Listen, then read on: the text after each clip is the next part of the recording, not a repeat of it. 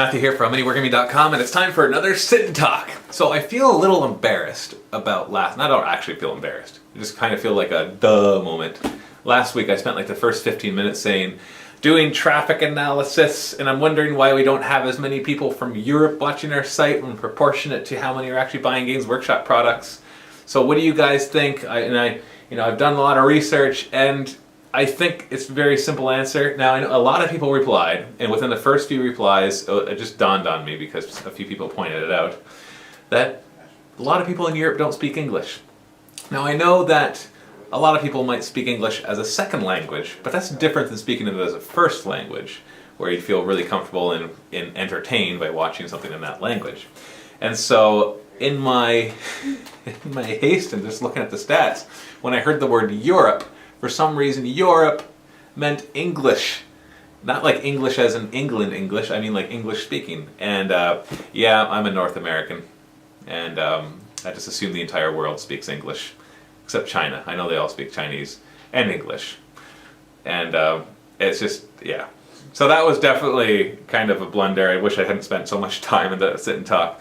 And there was a lot of responses of people talking, even though I put a huge annotation saying, okay, I figured it out, and I put a big thing underneath it. So I'm going to skip over. I've read a lot of them. Like, don't get me wrong, I still read them because a lot of people thought, they had some different insights as to why it might be. And it was very interesting reading them. So thank you for your replies. But I'm not going to really read them because there's like 33 pages of comments instead of the normal like 15. I think it's because people were posting that as well. And so we'll just spend this entire time talking about how we could have more European people. So a lot of people had suggestions, but really it came down to, and I've confirmed this since looking at stats and everything, that it's really just language. So yeah, that's it. So I'm just going to jump into the questions. Now first off, if you're new, this is Sit and Talk. This is where you ask me questions about whatever. Business, wargaming, religion, politics, personal stuff. I don't care. I will answer it. Well, within reason, of course. And so, since it's about anything, if you were easily offended by topics of religion or politics, please do not watch this show. This is just a laid-back, one-hour show where I just answer your questions, and we just try to be reasonable in understanding each other, even if we do not agree with each other. With a lot of times we don't. We should be able to express our opinions of things without it turning into a fight. And even if we strongly disagree, which a lot of you would, and that's fine. And I'd strongly disagree with some of your opinions and stuff. And that's okay. The world will still turn, and we can still get along. In fact, I've got lots of good friends and people that I can have good conversations with that there's a lot of things that we would disagree on. And you just kind of realize that there's a lot of differences in the world today. So if you want to leave a question or a comment that I will respond to, then go ahead and leave a comment below. If you're watching this on YouTube, there is a link in the video description that you need to go to in order to leave the comments. I do not read the YouTube comments, not because I don't like YouTube, but just because it's easier to print it off from our website. Furthermore, because there are so many comments, I need you to help me to sort through which ones to do. So what I needed you to do after you leave your comment, if you want to, is go through all of them and thumb up any ones that you would like me to answer. Do not thumb down the ones you do not want. This is not a popularity contest besides how many thumbs up it gets. I don't want to see people thumbing down things like religious topics or questions that you might deem as not being good. So instead, just thumb up. So if a lot of people like something, or if a few people like something, it'll still get shown. This is not about what the majority want necessarily. It's just about giving me some sort of ranking mechanism. What I'll probably end up doing in the future is just combing through the questions a little bit and picking out a few that I don't want to do that didn't necessarily get thumbed up as well. So let's just go through it right now though and see how many we can get done in this hour. So I'm going to just get all comfortable. All right. Battle Cat Ironblood asks, hi Matt, I was wondering, what armies does Mini Wargaming have? What about the employees? I ask because some people complain about not seeing their favorite armies, but if you don't own them, you can't play them. And are there any future plans in investing in other armies? That's a really good point. It's something that we've always kind of been working on ever since we started. We know that variety is key, so we've tried to do as much variety as possible. So to kind of give you an overview of the armies that we have, well, if we kind of look at it person to person, I have a big Tyranid army, about 14,000 points, and then about a 7,000 or 8,000 point Necron army. Dave has Chaos Space Marines, not Chaos Demons, but Chaos Space Marines, and although he just acquired a rather large Chaos Demons army that will be arriving soon, and he's also got a sizable Blood Angels force. And so those are our kind of 4 main armies. I'm more like a Tyranid guy, and he's more a Chaos Space Marine kind of guy. But I'm secondarily a Necron guy, and he's secondarily a Blood Angel guy. Now, joint, we have started a mini Wargaming Space Marine chapter. You haven't really seen it much because it's still being painted. We've got about 1,000 points here painted, which we showed in one battle report, but it was kind of nonsense just because it was really basic stuff. But we've got another 4,000 points being painted as we speak, and I just ordered another 2,000 points of miniatures to come in because we need to build that up so we can use it in campaigns. You see, personally, you can kind of build your army up slowly. Get 500 points here, build it to 2,000 points. Once you've played with that for a while, get another 1,000 points. But when you're trying to do narrative campaigns, you need a lot of points. You need a lot of variety, so you're not just showing the same thing over and over again. So for me, the minimum number of points that an army really needs to be in a narrative campaign is about 5,000. The orcs we could get away with less because there's not a lot of variety in what they do. It's just lots and lots of boys. And so that kind of worked, but pretty much for any campaign I'd want to do, you'd want around 5,000 points at least. So other armies that we do own, we actually do have an Imperial Guard army. We also have an Eldar army. And of course we've got, no, this is just 40k. Now when it comes to War Machine, we've got Khador, we've got some Crick, we got a lot of Cricks. So Khador and Cricks are the 2 main ones, although Dave and I don't really play War Machine that much just because we're so busy with the other stuff, and that's more in Joel's arena. And of course Joel has his armies. I don't even know all his armies. And then we have some fantasy armies as well, like I've got Tomb Kings and Lizardmen, which you don't see me playing a lot because, once again, we just kind of decided to focus in on what we can do until we can expand more with more employees to cover more games. And then, because we do want to cover fantasy. I want to so badly. It's just we can't spread ourselves too thin, otherwise we can't do anything well. And we just kind of, we don't make anybody happy, rather than trying to make everybody happy. If you try to make everybody happy, you end up not making anybody happy. That's a good rule of thumb for life altogether. So yeah, so we want to collect more, and we will over time. That's and then of course we bring in other people, volunteers. Steve, who's going to be joining our ranks very soon, is collecting a big Eldar army for his campaign against Dave's Chaos. So the Eldar army that we have is kind of like old. It's painted. It's not painted super well. I kind of acquired it bits and pieces off of eBay, and so it could be more impressive than it actually is. Okay, all right.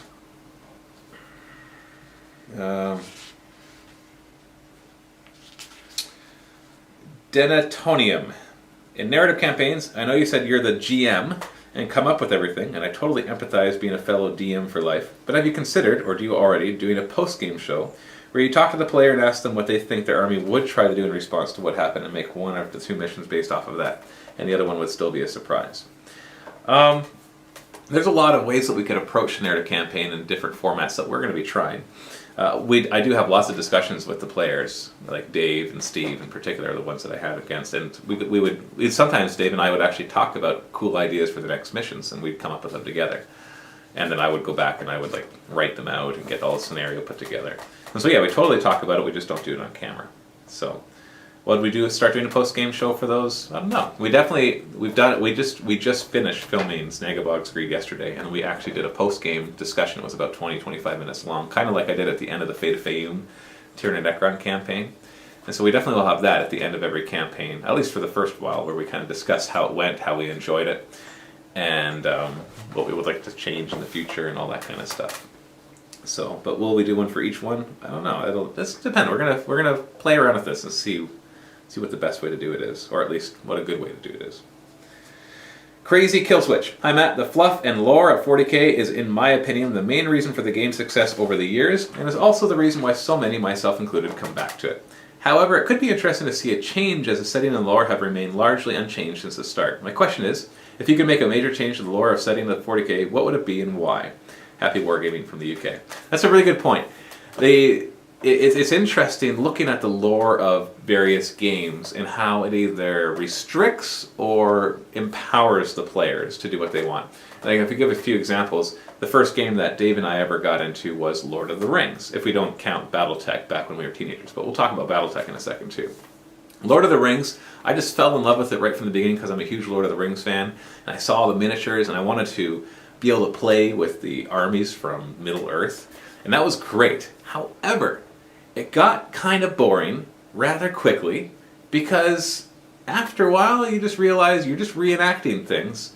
And if it doesn't go exactly the way that it did in the movies or in the books, it kind of feels weird. For example, if I bring Gandalf and he dies, it's like, oh, well, Gandalf never died. Or if I bring Aragorn and we're doing some other campaign, like it's just kind of, it feels like you're reenacting something rather than making up your own story. And whenever you try to make up your own story, it never feels quite legitimate because the lore of Middle-earth is kind of restricted, mainly because there hasn't been a lot written about it. There's only been like the trilogy of Lord of the Rings, there's The Hobbit, and then there's a few extra books before. But it kind of became famous later. Like Tolkien was already pretty old when he wrote it, and so he didn't have a chance to really develop that universe. And so it's hard because it's such an epic story, and anything outside of that story just doesn't seem to fit. At least not yet. Maybe if somebody else like expanded the universe, it would work. And so yeah. Whereas like 40K, you have an overarching story, but it's a galaxy-wide thing. And because it's a galaxy-wide thing, you can kind of pick any part of the galaxy and make your own story, and it totally can work. In fact, because 40K is more a fantasy and space kind of thing, you can come up with the most far-fetched stories and make them work. Like the warp can basically enable you to make any story you want. Like even in the Codex, it's things you would never think of, like the Tyranids coming through with the fleet, and that fleet gets sucked into the warp and pops out in another place, and near another high fleet. But like the one high fleet has all like the orcs and other secrets, and the other one has like Eldar, and I can't remember exactly what it is. It's the new Apocalypse Warzone update, but I had read about it in one of the codexes too. So the Eldar are trying to stop the high fleets from merging, because then they become like a super high fleet, and they enlist the aid. I think they enlist the aid of Space Marines or Dark Eldar or whatever. It doesn't matter. But you just get this really cool, crazy story. But it's all because the warp just sucked them in and popped them out somewhere else, in which, it totally doesn't make any sense, but that's okay because that's what the warp is. It's just this thing. It's almost like a story mechanism that allows you to do whatever you want with the universe. And I think that's cool. I think that's really neat. 40K does not try at all to have realistic science, and that is okay. That's a decision that they made, or maybe not even a decision they made. Maybe back in the 80s when they just created it, they're kind of like, let's just create this, and people weren't crazy about make sure it's all like scientifically correct. Like when you watch Star Trek and see all the weird stuff they do, and sometimes get ragged on for it, like things that just don't make sense. Like if you have this technology, why don't you do this? But anyway, and so since there's this overarching storyline. And the other thing is the diversity of the armies. It's not just the lore, it's what they give you access to miniature-wise. Because the miniatures, like as much as there's named characters, there's also, every army will have the named characters, but they're almost just named versions of other things, like a Space Marine captain. You buy the commander pack and you can make that a commander, a captain, a chapter master, whatever you want. Or you can go get the named characters and use those in your games. But narratively, it's going to be hard to use the named characters because they've got such a part in a narrative elsewhere. So it's once again kind of reenacting things. But you can totally do whatever you want. The Necrons, you got all the named characters, but then you have just the Necron Overlord, the Necron Destroyer Lord. And so you can make those your own, like Sobek from the other one. He's just an Overlord. And the Tyranids, they have the Swarm Lord, but they also have the Hive Tyrant, which is your unnamed. So they all do that. So I don't think it's just the lore, I think it's the wide variety of miniatures. Because then you go into games like War Machine, and they have a nice developed setting, especially if you're into the RPGs and the other books and stuff. There's a lot developed. But their armies are all led by named characters. And while the game is fantastic, for me, if I were to go and try to make a narrative campaign, it would be really hard. Because I'd have, in a sense, I don't have to. I could try to base it off a Journeyman Warcaster, especially with all the new ones that just came out. But even those are named. But if I wanted to create my own from scratch, that would be hard because there's not a model for it, and I'd have to like proxy another model, and it just wouldn't feel the same. I really think the one thing that War Machine really lacks is generic warcasters. They really need that. Every faction needs or 2 or 3 generic warcasters. When I say 2 or 3 generic ones, I mean like one that's a melee-based one that's a range-based one that's a heavy magic support one. And they should give you customization options to it. I'm not saying War Machine should kind of go all out with customization. They've kind of done the thing where the models are what they are. And that's great for WYSIWYG because you barely ever proxy, like hardly ever proxy in one model for another. And that's great. And they still have a good variety of models, tons of depth to each of the armies. But I think the main thing that they're missing out is generic characters. Now I know that could throw off the balance for tournaments, but they could release them, and I don't know, they could try to balance them. Like change their points cost where you have to choose between different spells or whatever. And that would allow you to take them into a narrative stance and put them into a campaign where they could upgrade and everything else like that. I think that's a serious disadvantage to War Machine, because eventually we want to do War Machine campaigns, and it's going to be hard to develop the narrative because of that. So we'll probably would want to come up with our own generic warcasters, but then all of a sudden we're using the models that are something else, so it's a little harder to suspend your disbelief towards that. So that was a long answer to a short question, or to a comment actually. But still, if I could make a major change to the lore or setting to 40k, what would it be and why? I would just like them to advance the story a little bit. I don't want them to finish any of the races off. That's obviously a big no-no. I don't want them to introduce any new ones. They've got enough complexity to the whole thing. But it'd be interesting for them to continue the Tyranid invasions and have it go further. Like they could release supplements. That's the thing. There's money to be made there, not just in increasing and setting the lore further. Like you could release books that are supplements, that are campaigns, or things that are new data sheets and stuff that advance the story. What they do instead, which is really good, is they release new books about specific things that happen. So in a sense, they're advancing the story, but it's more like they're giving you details to things that happened or are happening. So they're doing a good job of it. It's like, don't get me wrong, I think 40k is a great setting, and once you kind of get used to the whole space gothic kind of feel, you can start to really enjoy it, just realizing the flexibility it gives you in playing and enjoying the game.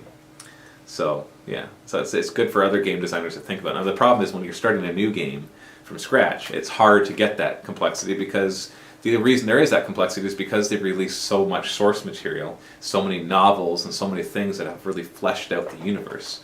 And yet it's still big enough that there's big holes left where you can fill those holes however you want. You can make up planets, you can make up stories, and it's just an infinite number of possibilities, and it's awesome for that reason. Bad Doc. Question. Where do you keep your minis? I don't recall ever seeing a shelf or similar display for your minis. Are they kept in boxes and only taken out when needed? Just curious. Half of our studio actually is just shelves, and there's boxes, like a little short boxes with open tops that hold all our miniatures, and they're all labeled and everything. So there's this huge amount of wall space taken up with all of that. Sarcastic. Hey Matt, love the sit and talks. They make Friday afternoons at work go much quicker. Well, thank you. Unfortunately, this one is probably not going to come out until Friday evening, because I was busy yesterday and I'm actually recording this on Friday morning, so sorry about that. Just a question regarding your views on Dark Eldar. You said that they were a bit much. How do you mean? I find that they're just a little too grotesque, like just what they do with like slaves that they capture and stuff. They're just a little, and how they take everything to the extreme, like they're like it was just, you know, they basically every passion and appetite that a human can have, they just like go full out, just live the most horrible, disgusting life possible. So yeah, and there's certain, it's not just a Dark Eldar, there's certain chaos stuff that I find goes a little much too. So, but Dark Eldar especially. Also, I know that no one at Mini Wargaming plays them, but would you turn down a game against someone bringing Dark Eldar because of your views? No, we've done Dark Eldar battle reports before. So, I don't have a problem playing against them, I just don't like their lore, and to me, the lore is a huge part of why I play an army. And obviously, because of Tyranids, I never liked the way they looked, but I still loved playing them because I absolutely love their lore. I think they are the coolest ever. And, because I remember being into StarCraft and loving the Zerg, but I love the Tyranid lore 1,000 times more, especially because the Zerg lore kind of has gone kind of weird in StarCraft 2.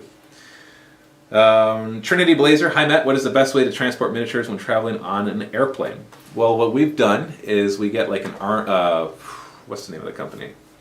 There's a couple companies, like Battle Foam or Sable cases or whatever it is called. Basically the cases where they're made and they have like the foam things and you put that in there.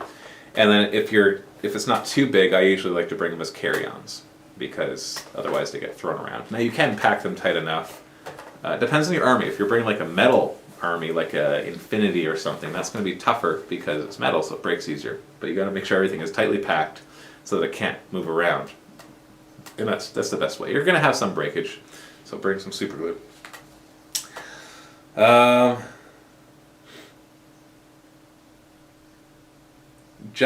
Jake Nid, Matt, what is your favorite High Fleet and why? Well, I'm kind of biased. My favorite High Fleet is my own High Fleet Charon. But if I had to choose another one, off the top of my head, I don't actually know much of the different stories. High Fleet Leviathan obviously has a lot of developed stories, and that's really cool. So they have a lot of interesting things. High Fleet Kraken I like because of its color scheme. That's what mine is based off of. It's not the same, but it's close. So those are probably the two of the top ones. I don't actually, off the top of my head, I couldn't tell you much about the lores of the different High Fleets. Like, I've read them all in the codexes and stuff. But that's just, they're all jumbled together in my head. Which ones are which ones are invading where, and which ones have splintered off and been defeated and by whom, and all that kind of stuff. So definitely mine is my favorite. Thermo, hey Matt, it's been a while. Hope you're well. First, an update for the GBHL YouTube. Our Hobbit Lord of the Rings strategy battle game channel is now up to 1,200 subscribers since November, and in April we hosted what was the largest ever independent strategy battle game tournament in the UK. Great, that's great news. My question is, with Throne of Skulls, the official GW event in the UK, selling out 4 times for the Hobbit strategy battle game this year, with the third Hobbit movie due in December, and with sales of the Hobbit strategy battle game products increasing dramatically over the past year, what is the future for us Hobbit hobbyers? And is it a system you'll ever give a nod to, even if it was a one-off battle report? Remember where you came from. My best as always, James. That I can answer that question the same way as almost any other game. Right now, we have to focus our resources. Over the past year, ever since we shut down the store, the vault has grown really big, and it's allowed us to finally stabilize. Because remember, we had to replace the revenue from the store with the extra vault members. So it's allowed us to stabilize. And we've kind of finally come to terms with what it is we need to do. And then with recently Owen and Jay leaving for various reasons, it was all good. Don't worry, there's no bad blood or anything there. Dave and I have really hunkered down and started making even more content than before. And that's what we kind of realized that's what we want to do for the near future. Eventually we want to hire more. We got Joel that we've hired to do War Machine content. We're hiring Steve to help us with our narrative campaigns and 40K content. But eventually we want to hire more people, and there's no limit to how many, just accept our revenue from the vault, who will be able to really give good coverage. Like even Joel giving coverage to War Machine. Right now he's doing weekly battle reports, but we want to do more than that. We want to do like campaigns. We want to do basically what you see us doing with 40K, which is campaigns, which is like, there's some tactica stuff that Dave's been putting out. There's what else do we do? Like 40K history kind of stuff. And so we want to be able to do that for War Machine. Eventually we want to do it for Warhammer Fantasy. So strategy battle game, The Hobbit, as much as like the sales have gone up, there's still going to be a small percentage compared to even Fantasy and 40K. And then there's all sorts of other games out there too that we want to start covering. We don't want to just be a Games Workshop exclusive thing, even though we're doing War Machine and Infinity. We really want to start covering other games as well. So the future for the Hobbit hobbyers on mini wargaming, maybe you'll see something here and there, but I wouldn't expect much over the next while. I would love to eventually cover it, but it would probably be covered the same as like a minor game, which would be like, monthly coverage or bi-weekly coverage, that kind of thing. All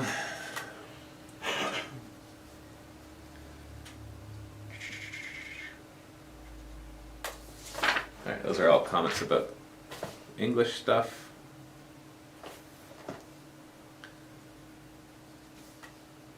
Okay, here we go. Ewan Stockwell Duo 1177. Whew, I always find that a long one. Hey Matt, do you believe that new life, in other words, having a child, is a miracle? I had a conversation with my mom the other day, and this was given as an example of a miracle. I don't think you need to be told what a miracle is, but here is it anyways. I'm guessing this is a dictionary definition. A miracle is an event not ascribable to human power or the laws of nature, and consequently attributed to supernatural, especially divine agency. Such an event may be attributed to a miracle worker, saint, or faith-based leader. Thanks, Ewan. That's a tricky question, because I have a different definition of a miracle. Because traditionally, a lot of people in religion kind of see science and miracles as not compatible. Like even the miracles that Christ did on healing and all the other stuff. They saw it as, they separate supernatural from science. Like when God does something, it's not scientific. It's just, and that's why a lot of scientists have a problem with it, because they believe that if God is real, or the problem they have with God is that he doesn't go with the laws of science. And so the laws of science don't allow for things not to go with the laws of science. See, I don't believe that God doesn't go with the laws of science. Like if you were to go back in time with, this is an easy example. You go back in time with any technology, any knowledge you have, any medical knowledge you have, and you do something, people would see that as a miracle because they would not be able to explain it. So I guess my definition of a miracle would be something that is beyond our explanation, not necessarily outside the laws of science. In fact, definitely not outside the laws of science. So when you ask the question then, with that definition, do I believe that new life is a miracle? In the definition of is it outside of our understanding of the laws of science, the answer is both yes and no. Because we have a good understanding of how it all works, but we still don't have all the information or all the knowledge of why it all works that way. That's a big question. Like one thing that scientists are really good at doing are coming up with the mathematical framework for predicting how things are going to work and explaining how things work. But the one thing that's hard to figure out, and that they're still trying to figure out, and that's where like string theory and how this stuff has come from, is trying to figure out why it does that. Like sure, protons and electrons have opposite charges, but why do they have opposite charges? And why does having opposite charges cause them to attract?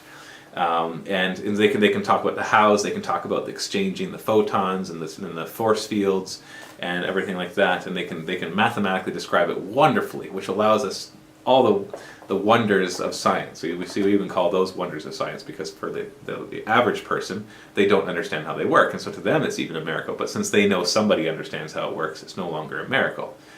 And so we understand how new life is made to a certain point. And so I guess you could say, yes, it is a miracle because we don't fully understand it.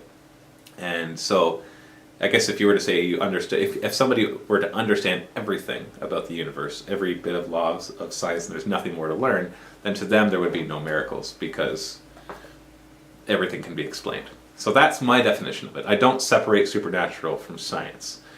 I don't believe that there is a difference between those two. So I'll have a different answer than some other people would. So hopefully that answers your question. Mr. Magic Marmite. Hey Matt, haven't watched this yet, sorry, but wanted to get my comment in. I recently joined the vault and I'm loving it. You get a thumbs up, nice and big, size of my head. See? Thank you for the great content. You're welcome. But here's my question. My gaming group is completely obsessed with playing 40k competitively to the extreme. Oh, that sucks. I wouldn't enjoy that. And keep taking spam lists and everything. This is like, that's so much not fun. They can't appreciate a fun mission or a nicely converted model or other aspect of the hobby. Is there any way I can persuade them to loosen up a bit and get more interested in 40k as a whole and persuade them to be a bit looser about lists? I would say try to do a narrative campaign and then you make serious restrictions. The problem is even when you make restrictions, somebody that's a win at all costs kind of player will take those restrictions and they'll still maximize what they can do within it. They're like, okay, I can't bring this, well, I'll just spam this. And you're just like, it's supposed to be narrative. That wouldn't be in a narrative. You got to go with the fluff of the codex. And so it's tough. It's really just tough. And there's different types of people. There are people that no matter what you do, the first thing that pops into their mind is, how can I cheese that out? And that's tough to play with. And you just kind of have to see what you can do about it. Try doing a narrative campaign with them and see how that works. Sure, it's fun to have win at all costs competitive battles sometimes. Like I'd say like 10% of the time. But I personally believe they've got to relax a bit more. Anyway, loving the narrative campaign and thanks for any advice. You maybe even have them watch the narrative campaign if they will watch battle reports. It might make them like more interested in trying out different things.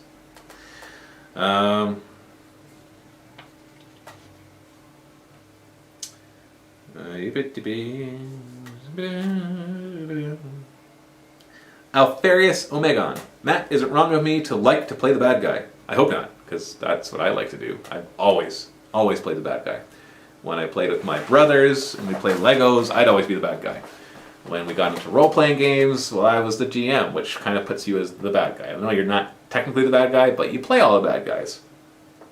And, it's just kind of something I've naturally always liked. I chose Tyranids as my army, just like that. I play Chaos in 40k and Khador in War Machine. My friend plays Signar, so from their point of view, evil. Yeah, the evil Russian Khador. I'm not a bad person and believe in God, but there is just something about being the bad guys that is fun for me. What do you think about this? Well, there you got my thoughts. Now, I don't enjoy playing like the bad guy like in a computer game where you do brutal things. Like that's kind of the extent. I like being the bad guy who gets defeated. Like I like creating the campaign where it's like this insurmountable task for the other player, but they manage to get through and they beat the bad guy in the end. I really enjoy that. And whereas like there's a lot of computer games where you play the bad guy and it's like glorified that's good to be the bad guy, and I don't agree with that.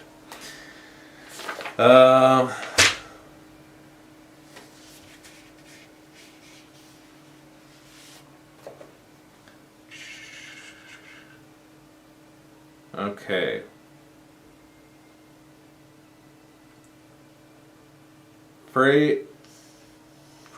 Sorry, I'm like reading the comments, just skipping over the ones that are talking about the whole language thing.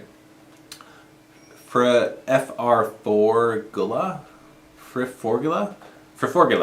Not sure how I'm supposed to say that. Hey Matt, on a scale of Fragula is how you write it down there, so the 4 is an A. I get it now. Hey Matt, on a scale of 1 to 10, how happy are you knowing that you can take nothing but heavy support Tyranids in 7th edition? 5.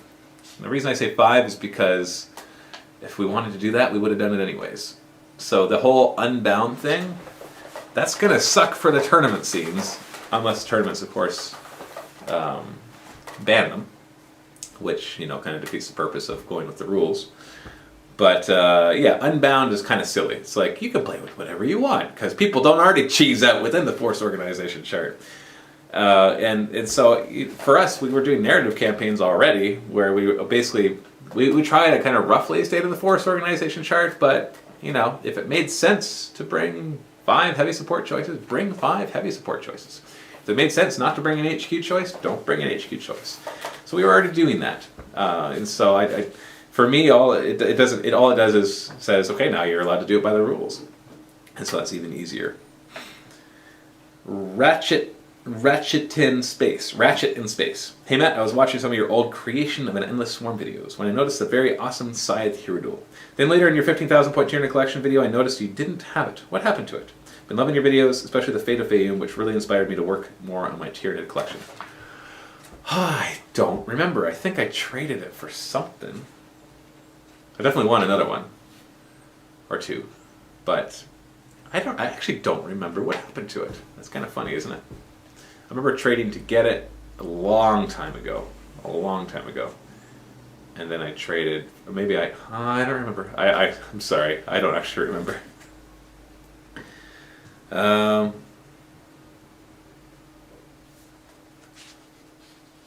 Okay. Vezadatio.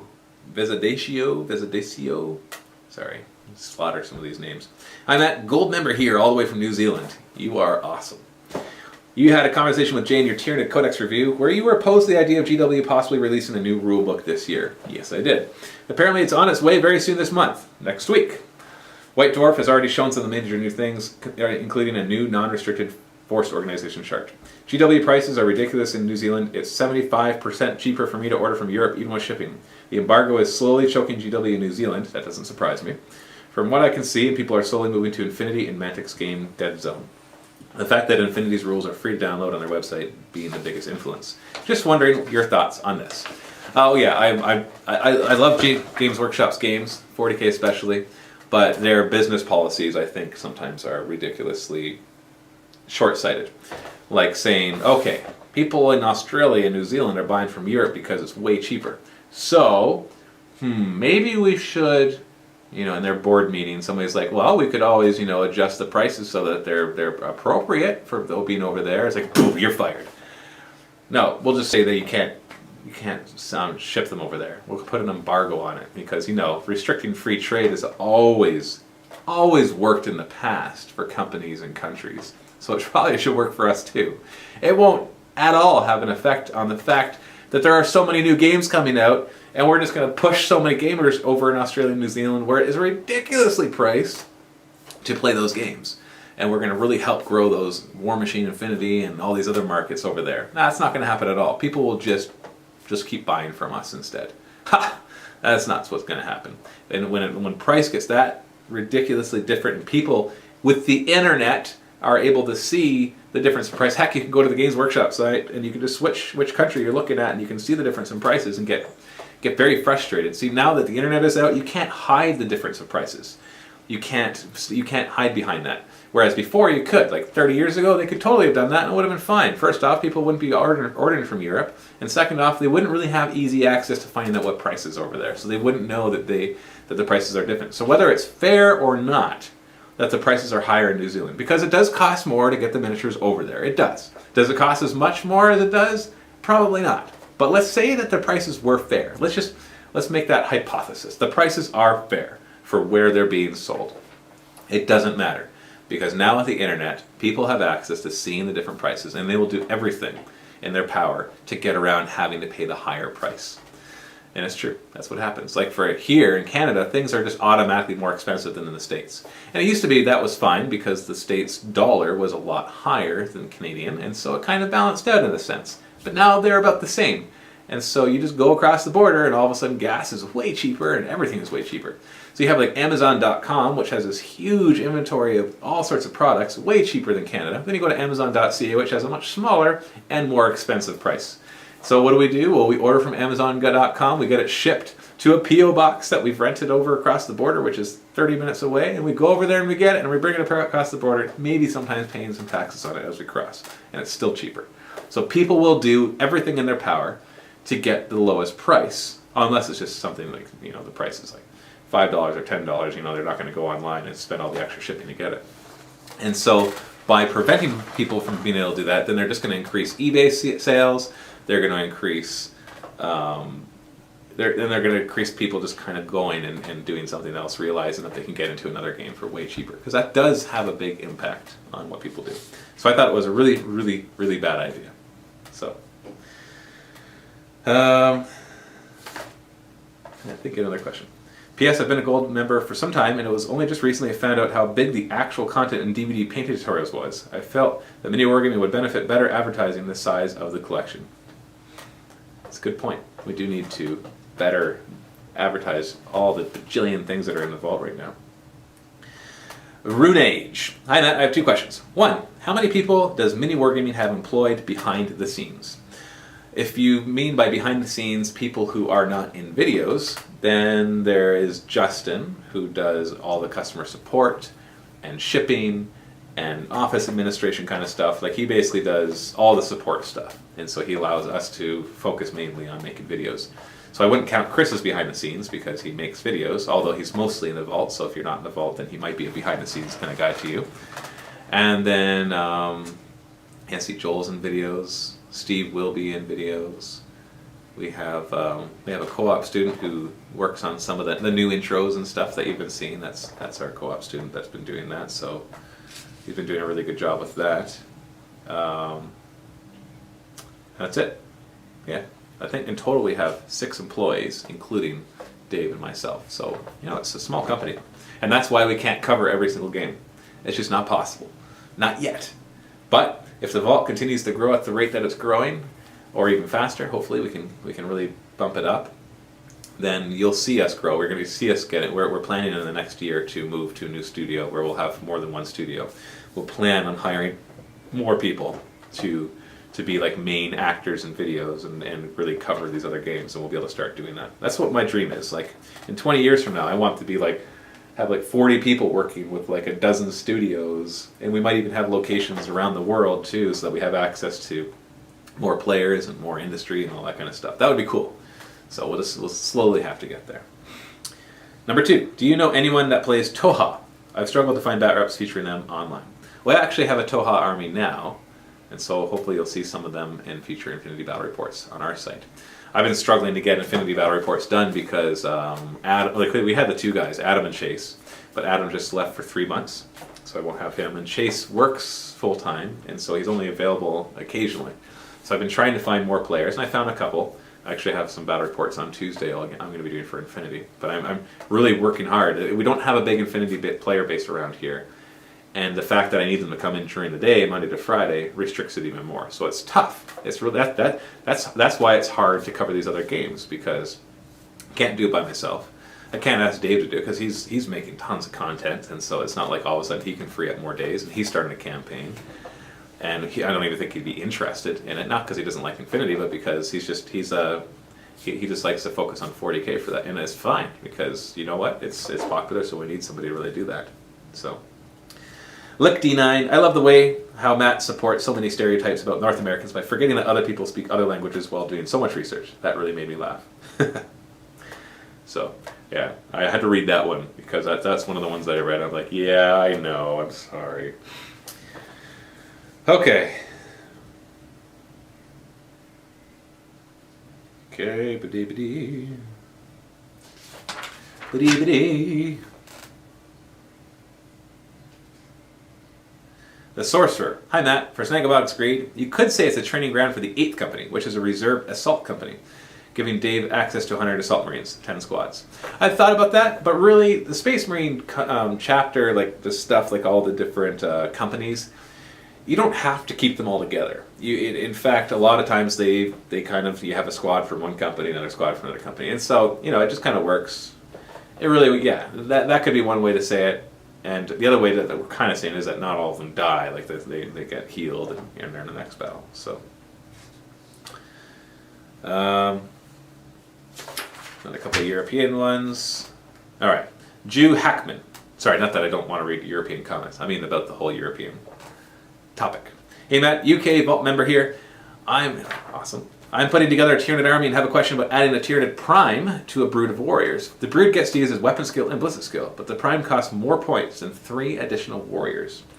I know that oftentimes pure math doesn't work in a game. Most of the time it doesn't, actually. And other factors are at play. But in terms of probability, it's the odds of hitting with 3 extra warriors, 9 extra shots, is better than changing the first 9 shots to a 3+. If I've got that right, then what is the value of adding a Tyranid Prime? Is it not better to just take more warriors? Well, don't forget the Tyranid Prime himself has his 3 shots. So as much as you could take 3 warriors, you're taking another warrior, basically. So you're only really looking at a difference of 2 more. So it's 6 more shots, because you got the 3 from the Tyranid Prime himself. Furthermore, the Tyranid Prime is an HQ choice. And you need an HQ choice, unless you're going to play with the new Unbound rules. And so, yeah, because he's way cheaper than a Hive Tyrant, you could bring him instead of a Hive Tyrant and have that. Furthermore, the Tyranid Prime has access to upgrades that the warriors do not. For example, the Norn Crown allows him to have an 18-inch synapse rather than 12. Furthermore, there is a formation in one of the data sheets or data slates that allows you to bring a Tyranid Prime and I think 3 groups of warriors, and all of them have 18-inch synapse. So the answer is yes, there's a lot of other benefits to bringing him. On top of that, he's Strength 5, Toughness 5. He adds to their weapon skill in close combat as well, making them even that much more efficient. He's a character, and so he can do challenges, which is sometimes a disadvantage as much as an advantage. So yeah, there's a lot of other factors at play there. But the biggest one, when you're doing your math, that you're thinking, well, I could get 3 extra warriors, 9 extra shots. Don't forget that the Tyranid Prime can contribute 3 of those shots. So really you're only getting 6 extra shots, rather than increasing those 3 plus the other warriors to a 3+. Now, mind you, if you've just got a min squad of 3 warriors, adding a Prime is not going to be the same benefit as having a squad of, say, 6 warriors and adding a Prime, because then he's boosting more warriors. So the larger the squad of warriors that a Prime joins, the more he is worth his points. So, yeah. I stopped playing when I was 14, and now 13 years on, I'm getting the urge to get back into it, largely because of your content, so I might be missing something obvious. So hopefully that is it right there. A lot of times you can't just do the math hammer. It just doesn't work. Like I remember when Orcs came out, well, when they got updated, and Orc boys were like, and they're still the same, pretty much same cost. And this was back in 4th edition. And I remember they came out, and an Orc boy, your basic troop, was 6 points. I think it was still 6 points. And I looked at it and I compared it to a Termagant, which at the time I think was 6 points. And it's just like there was such a huge difference. The Termagant had 1 attack and 1 equivalent to a bolt pistol shot. It had a weapon skill of 3, ballistic skill of 3, a 6+ save, initiative 4. And then you get this Orc boy who has 3 attacks instead of 1, weapon skill of 4, toughness 4 instead of toughness 3, furious charge, which back then boosted his initiative and his strength, and still a 6+ save. And he had a gun that was pretty much equivalent. It was AP6 rather than AP5, but that's pretty much the same thing with most of the armies that you're facing against. And I'm like, how is this the same points? And yet, when I would play against orcs, the games were balanced. And I think because there's so much more at play here. The Tyranids had a lot of better support options, especially back then in 4th edition, with like Carnifexes with Barbed Stranglers firing large strength 8 blasts and insta-killing the knobs on the other side. Like they bring a knob biker squad, boom, insta-kill.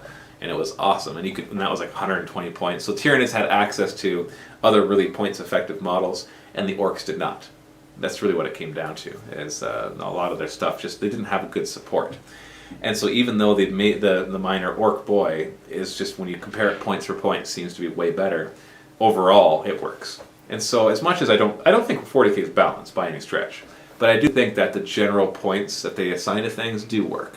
So where it loses its balance is that you can min-max it because there's so many details that it's impossible for them to balance everything. Whereas like War Machine, they don't have different war gear and it's just very basic points. And so it's a little easier for them to be able to kind of make sure things are balanced. All right.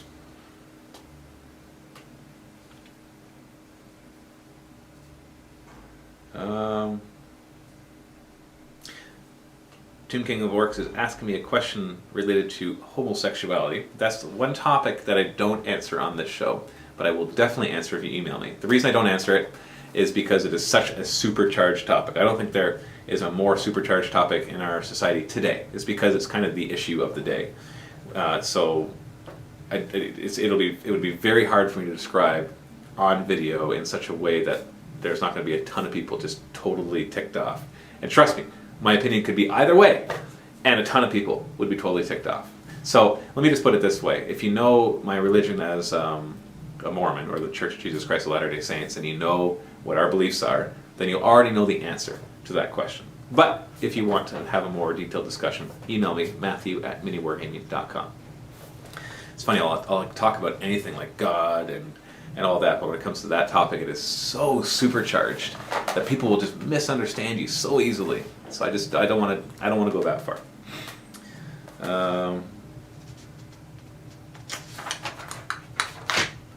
More stuff about the European things. Lots of them with the European things.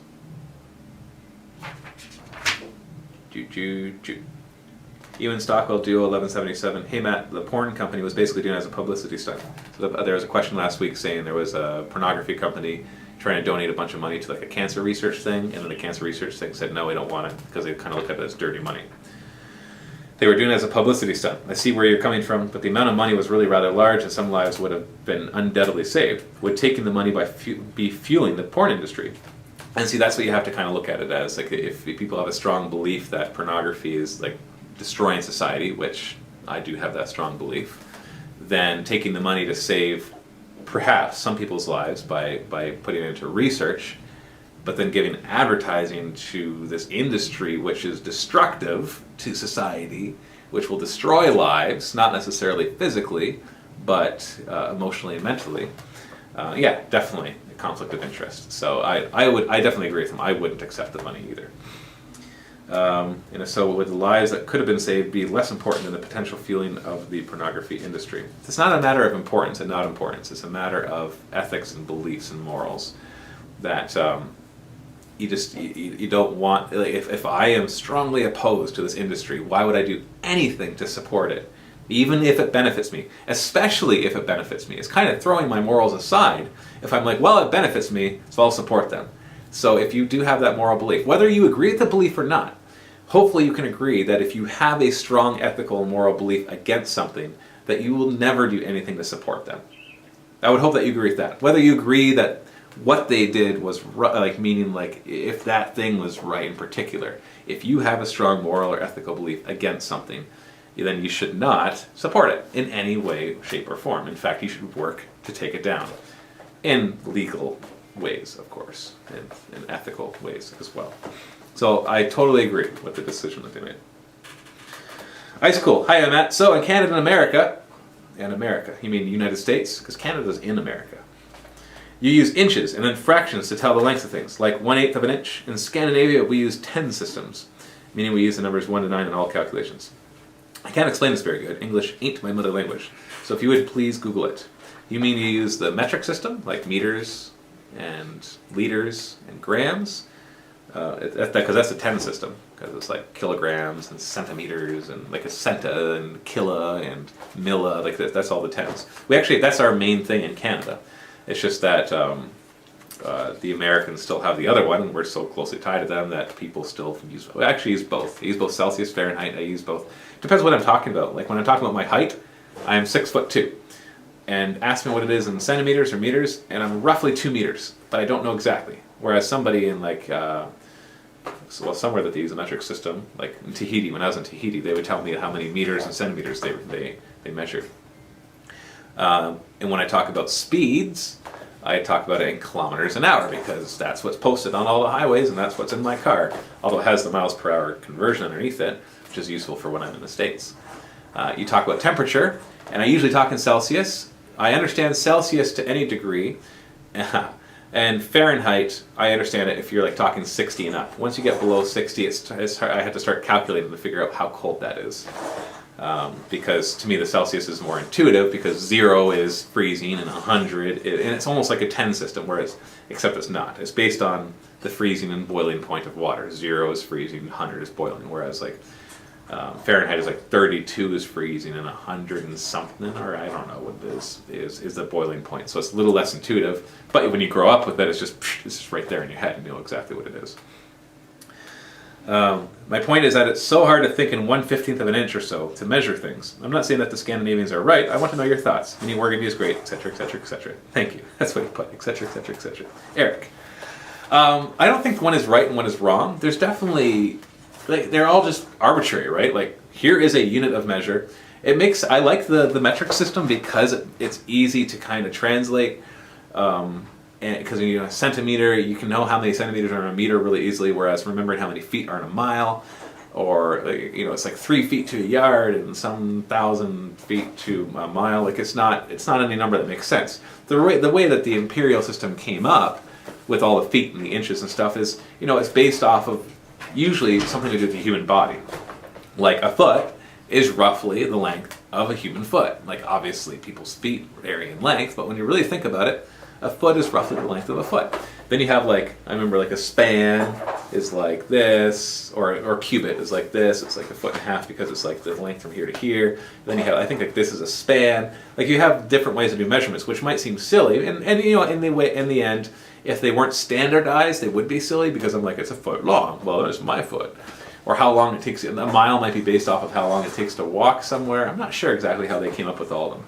But it makes sense to how they came up. Like they didn't have this scientific thing where it's like, this is a meter, and now we're going to talk in tens of that and tenths of that. But really, when you say, it's hard to imagine 1/15 of an inch. If I were to talk to somebody, when I worked in construction, for example, and they said 1/16 of an inch, they pictured that perfectly. They knew exactly how big that was. 1/8 of an inch, 1/4 of an inch, 1/2 an inch. They could work in those measurements, and it made perfect sense to them. And so saying that it's hard to picture is only because you are not experienced with it. They would say that a centimeter is hard to picture, or a meter is hard to picture, all that kind of stuff. They'd be like, a meter is about a yard. Okay, I can picture a yard. A centimeter is like this much of an inch. Okay, I can picture that. They'd have to convert it. So the metric system, I think the metric system makes the most sense because it's a nice, easy, standardized way. Like, here's a meter and everything is in tenths. Tens or tenths of that. And so it's really good for science, and it's a good system overall, but it's still an arbitrary system. Like, why do we go in tens and not 20s? Why isn't a centimeter, why isn't a centimeter 20 millimeters? It's because we've got 10 fingers. So we're still based on a system based on the human body, right? But I got 10 toes, so why not make it a 20-based system? And that's because that's how we've kind of developed it. Is it better to have a 10-base system, a 16-base system? Well, computers use 16-base. They use 2-base. Like, it's just all depends on the application. That's what I think. You in Stockwell Duo 1177. Hi, Matt. Have you ever got into legal issues with any company, example, Games Workshop? I got thinking about this after I heard about what happened to Beasts of War. I wondered if you had any experiences. Answer is a simple no. The only time that we've ever had any hint of legal is years ago when Games Workshop sent out a newsletter, and then we actually I made a stupid mistake, and I copied an image from the newsletter and sent it out in our newsletter to promote the thing, even though we're selling it. And you might think, well, that's dumb. They shouldn't have a problem with that because you're selling their product. But in the end, that is their copyright image, and that's not in my rights to use it however I like. And so then my trade rep called me and he said, well, I was contacted by the legal team, and they said, hey, can you get that guy to take down all images on Games Workshop? And that ended up meaning I had to take down all the images from our store, which up to then they hadn't made a fuss about. And that's it. That's the only time I've ever had any interaction with Games Workshop in a legal sense. Trade agreements changed, obviously, but that's kind of a legal sense, but it's not more like a, you're doing something wrong, cease and desist. It's more like a, we're changing the trade agreement, you can no longer sell online, haha, haha, we can. And so I'd say no. I think that's largely due to the fact that we don't really post leaked images. I think that's what Games Workshop usually has a hard time with, is when people are leaking stuff, and they try to go after that. Whether they can legal or not, that's a whole other discussion. Paradox. For the record, Benedict Cumberbatch is British, so is Sherlock. Isn't that what I said? Did I say he's British? Almost done. Captain Obvious. Hey Matt, just wanted to say a big well done. What for? You're asking my question. Well, there was once a time I was able to wait and watch your videos the moment they came out. And then I'd wait until the next day for them. But now you're making so many videos, now I simply can't keep up at all. I mean, I'm still only halfway through the Tyranid Necron campaign. So even though it's bad I've fallen so far behind from being so ahead, it's of course a good sign of how well you are doing, at least from my perspective. Just thought I'd pass that on to you. Another well done and a thumbs up from the captain.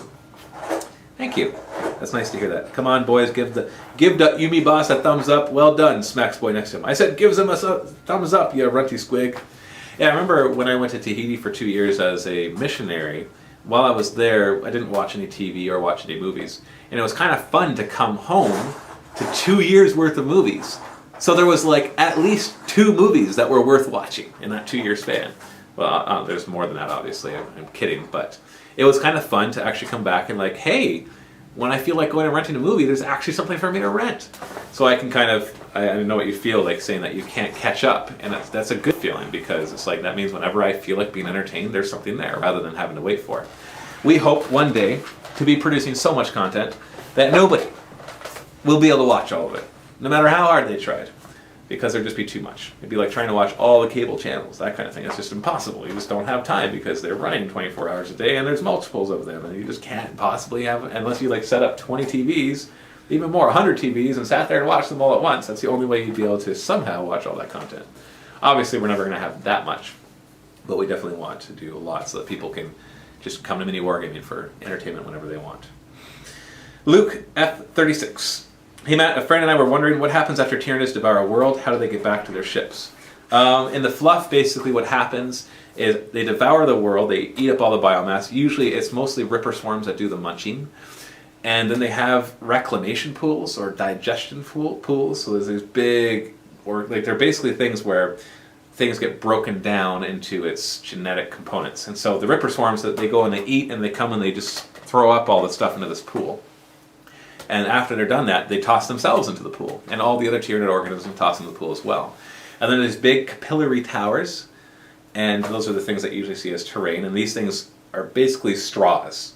They're ginormous straws. And the Tyranid high fleets come up, and the ships attach to the straw, and they suck up all of that biomass. And they get so much that they actually end up sucking up every bit of biomass from the world, even including all of the ocean's water. And then they leave. And so what's left is a barren husk. If you went to one of those planets, you would find it devoid of atmosphere, you'd find it devoid of pretty much all life, except maybe little remnants that they didn't quite get all of. And you'd probably find remnants of Tyranid structures all over the planet, because obviously after they suck it up, they leave, and some of the structures will still kind of be there and decaying and stuff, although it'd be hard to decay because there's no oxygen for them to decay with, so it'd be more like decay from storms that are left from lack of atmosphere. That'll do it. You take an atmosphere away from a planet, it's basically turned into one big rock, and that can no longer support life. And so that's what happens. That's actually how they do it, according to the fluff. Which I love. It's so cool.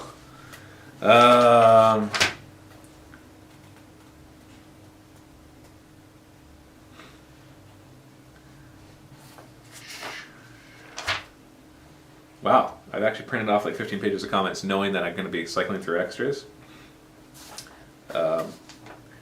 there were so many about the European thing. Dabby, I can't find an email address on your website. Do you accept direct emails? If so, please provide it. Direct me to it. I do. Matthew@miniwargaming.com. Okay, one more. Because we're exactly the 1 hour mark. Metal Joe 12. Hi Matt. Or hi Matthew. First off, I just want to say I love the stuff you guys post and will soon be a Gold Vault member. Keep up the great work. That is awesome. Honestly, it's just every time I hear that I get even more happy. Because every member that gets added boosts our ability to do more stuff. Recently, we've been doing things that we've never been able to do before. For example, buying a lot more models all at once and getting them painted. We're getting a ton of terrain built. This stuff isn't cheap. It's actually quite the opposite of cheap. It's expensive, like thousands of dollars to get all these models and terrain and all that kind of stuff. And we're getting it. So it's just going to allow us to improve the quality of our battle reports and narrative campaigns so much. We wouldn't have been able to do this a year ago. Everything was too tight to do anything extra. We had to find ways to do things for free, and you just couldn't get the amount of stuff that we're getting right now. So you can really look forward to seeing an increase in a lot of stuff that we're doing. The question you asked about, oh, no, you asked. I was like, this was not about the European thing. So basically, the general consensus is people didn't care about the accents. And obviously the language thing was a big thing, even though people are like, but there's a lot of people that speak English, but really there's also a lot of people that don't. There's a lot more that don't. Or if they do speak English, it's going to be not fluent necessarily. So it's hard to really say how many people speak it fluently. One person quoted the stats of 25% of the European, like I know there's lots of different, they were talking everything from Spain to Italy to France to Germany. But it's like a stat of 25% of them have English as a second language, but still, as a second language, it doesn't really say how fluent it is. Although he said that 25% of them follow English radio and TV and all that kind of stuff, but it's still only 25%. That's a big chunk not following that stuff. And if they're not following English radio and TV, then they're not likely to follow an English YouTube channel about miniature wargaming. So thank you very much for all your comments and your questions. Of course, leave more questions and comments below. Try to stay away from the topic of the European thing because just want to get to other stuff now. But you really ask whatever you want. If you want to bring that up again, that's fine. If there's too many people that say it, obviously I'll just skim over the other ones. I don't like to cover the same topic over and over and over again, obviously. Kind of beat a dead horse. So thank you for watching this. Click the link below if you're watching this on YouTube to go to the Mini Wargaming site to leave your comments. If you're watching this on Mini Wargaming, leave a comment below if you want. And even if you don't want to leave a comment, or if you do leave a comment, also go through and find some comments that you want answered and thumb them up. Remember, don't thumb down comments, just thumb up the ones that you want. This is Matt from Mini Wargaming. Happy Wargaming.